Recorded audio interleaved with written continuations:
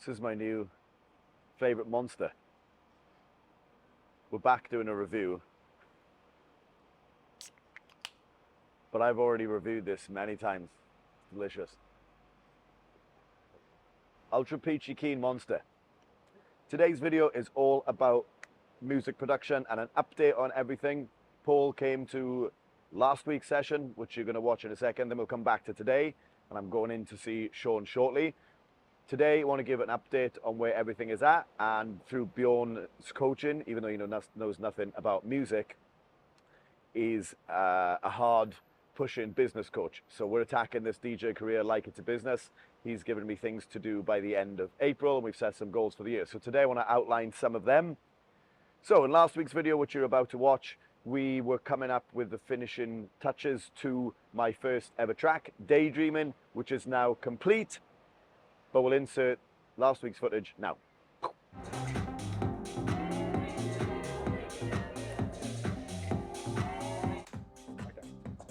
I'll just turn the delays down there so hopefully that won't be.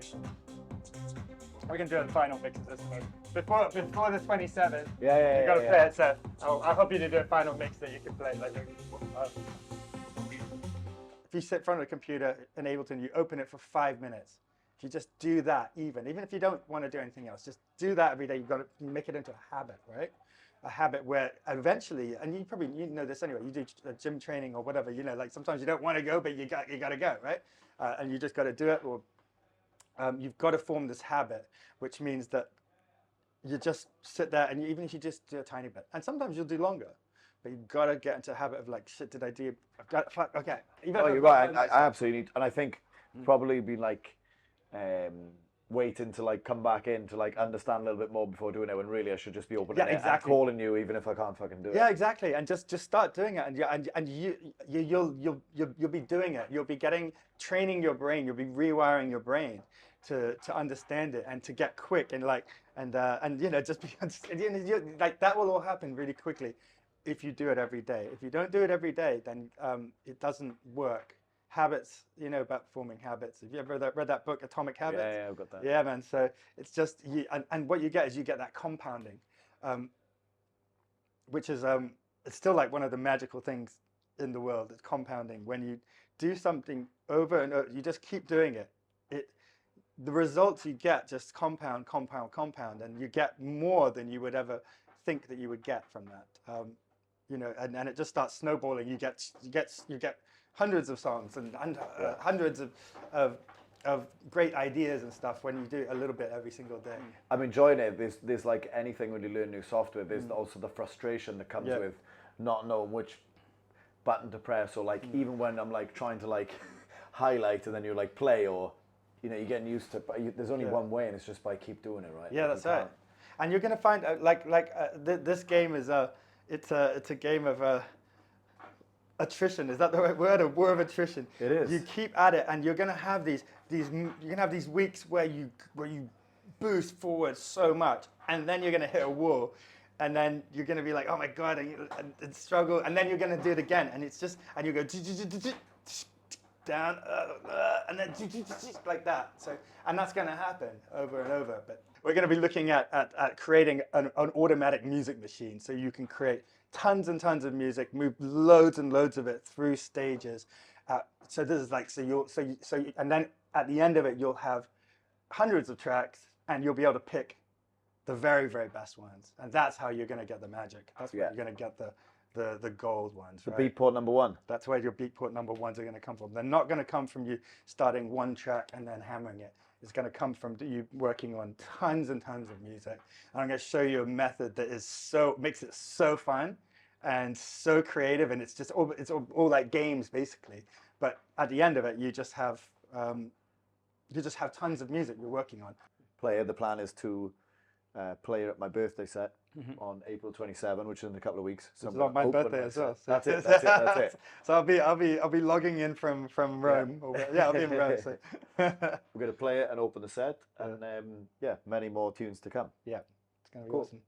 All right, thanks, man. All right, dude. Sure. Marco, nice to meet you. What's that like? Good to see you. You all right? Yeah, it was his voice. Like you could hear, like, "Welcome, friends." He's here, right? Yeah. could recognize it. Yeah. Then we come to today. The song has now been finished. I made some edits from there on my own. I say that because Sean has helped. This is definitely a co-produced song. He's helped with a lot of it. But I made all of the edits I wanted to do on my own and have tweaked it how I would like to DJ with the song as well. And I'm happy with it. It's now time to close the chapter. And we started working on tracks 2, 3, 4 and beyond already. Sean has got a creative process which I kind of really like, which I'm going to get him to talk about shortly. Before we get into that part, I'm going to lay out some of the KPIs and goals and objectives for the year. So they are on my phone. Excuse me, I hate reading from my phone. All right, 2024 goals. 2024 goals. 4 singles released on Beatport. Grow my social media's numbers to 10,000 followers on Instagram, because ultimately that is currency, well, beyond the DJ game, in any game these days. We've set a revenue goal. I don't want to say the revenue goal out loud. I feel like that one's a little bit more personal. 6 international gigs and play at Clock and Flap. They are the overarching goals for the rest of the year. This rain is loud as hell. Hong Kong is not its sunny self today. And then for April, we are moving to 2 days a week producing. Today is day 2 this week. Stream every week, starting this week. I'm going to live stream on my YouTube channel. I need to do that. Connect with 4 Hong Kong DJs. I've done 2. I'm meeting number 3 later. I've got to come up with a list of 10 questions to send to DJs. And I need to send it to 50 of them. He wants me to DM 50 DJs on Instagram by the end of April. Not all 10 questions, but pick 2 or 3 per DJ and get a range of answers and just connect with people that way. It'd be interesting to see of the 50 how many actually come back. And then also I'm going to look at hiring. I've got Paul doing my YouTube stuff, but social media needs like to be driven. So I'm looking at maybe hiring a social media person as well. So part of my thing is to come up with like an actual job description, if you like. So that's where we are. Daydreaming is complete. It's a tech house, disco influenced track. It's groovy, it's non-insulting, and it's a nice first track, but the next ones will sound nothing like that at all. And I've started to pencil out my ideas for the Daydreaming official music video. We're going to be casting for that soon, and I'm looking forward to working with Paul and maybe the guys from Chroma as well to put it all together. So, road to Coachella, road to Beatport #1. I will say one more thing. Coachella's on right now at the time of recording. We're in between weekend 1 and 2, and seeing Cloonee play there after meeting him recently and knowing that he was in the crowd not that long ago is really, really inspiring and is like fueling me even more after knowing what his path has been, and it's all doable. Time, effort, consistency, and I'm ready for it. So instead of what we did in the first course, we worked on one song all the way through. So we know exactly from making the beats, getting the samples in, flipping those, coming up with the seed idea, and then building on that, adding the harmonies, adding melodies, making an arrangement, learning how to do arrangement using certain different forms. Sonata form is the one we use, and then adding transitions and we created a house song by the end of that.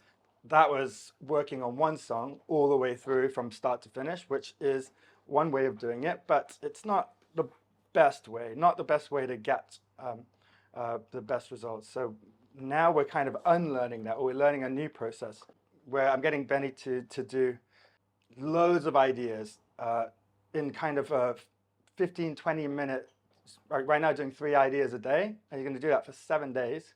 And then he's going to have 21 ideas at the end of that, and that which we're going to choose the best ones, and we're going to move those through to another stage where we're going to start. So we're only working with the best ideas that way. How did you find the timer beats yesterday? That was good. I really enjoyed it. And I think something that Sean's not said there was like there's no judgment. Yes. Yeah. And no editing. Yeah, that's right. On the fly. I was just, throwing stuff out there, and I was like, obviously I was deleting a little bit, but I wasn't being super critical. It was like, get stuff out there, and it was like, all right, cool. Well, my timer's only got 3 minutes left. I'm not going to be fussy, and it was really fun. I enjoyed it. I couldn't even tell you right now exactly what I made. Yeah, The only thing I can actually remember was the last one I made was much more minimal compared to the other two. Yeah, cool. That's the only thing I can remember. Yeah, I yeah. can't remember the sounds. And the you won't drums. remember that tomorrow. Yeah, That's exactly. And the idea is that we're splitting off the two hats. That this is what causes a lot of people problems, or many people problems when they're doing any art, is when the idea creation process, that's creative. You're using the right side of your brain. When you edit, when you make decisions, when you judge it and you decide, well, I want to change this, I want to change that, you're using the left side of your brain. So if you start using both at the same time, well, you actually end up doing that. So we need to, we're separating the idea creation process, where we just say yes to everything and quick. And then later on, we're going to do the editing and decide which ones are good and which ones aren't. So if we split that off, then it's much more effective. And that way we get uninterrupted creative flow, and we end up with, hopefully, we will end up with at least a couple of really good ideas. Oh, so now we're going to go and make a template. We're going to work on your template and get more sounds in there that are what you kind of want to have. Yeah. So you're going to show me, I think, a few tracks, and we're going to go and try and get some extra sounds in that are more similar to whatever tracks you're listening to at the minute, what kind of stuff you want. So we're basically building up Benny's personal template with his musicians. Okay, you can hear it. You know, it's kind of Latin. But it's groovy, you can dance to it, it's not too heavy. Doesn't have any like the synths like we did last time in there. Yeah, this is more. Yeah, right. Easy, that one. So it's quite a bit more aggressive. So Sean was like, if you're gonna come up with all these ideas, like you can't be fussy on the name either. Just like, you know, don't think about anything cool. And he's like, just look for anything around you, whatever happened to you on the street earlier in the day. yeah. So the one yesterday I was in Soho House and there's a blonde girl there. So the one track is called Soho Blonde. Which is actually a great name for a track. Yeah. I'm only allowed 50 grams of carbs at the moment on my bodybuilding. So one is called 50 Carbs Baby. And the other one is Hot at Home because it was fucking humid as hell yesterday. Yeah, They are my 3 tracks I made yesterday. There you go, but they actually, I mean, those are cool names. They're totally original, right? I didn't actually know that that's what that was. That was a shaker. Didn't we do that? Yeah, these are. It's so to teach you how to use that a shaker can't be done with just. There's always an up and a down. Oh wait, no, I remember you saying that now. Yeah, I do remember you saying that. You're going to be using shakers a lot, so you need to know. Although that one actually can do it, which is because they've got some unique. Normally you can't do that with a shaker. There, a singular one. Most shakers, if you try that. Yeah, you can't. Yeah. But it's just good to know, because if you're going to if you're going to program shakers, you need to have an upswing and a downswing, right? Okay, Paul has got the gift. He doesn't have much memory left on his current camera, his memory, whatever it's called. So I've got not very long to open this gift and talk about it. It says, certainly I haven't got it, it says your exclusive neon sign. Is it a sign? Well, if it's a sign, I haven't got one of them. That's very exciting already. Paul is a sweetheart. He bought me a gift for working together for 3 months. I've hired him for me and rugby tarts. No fucking way. That's fucking sick. It is. This is very thoughtful, Paul.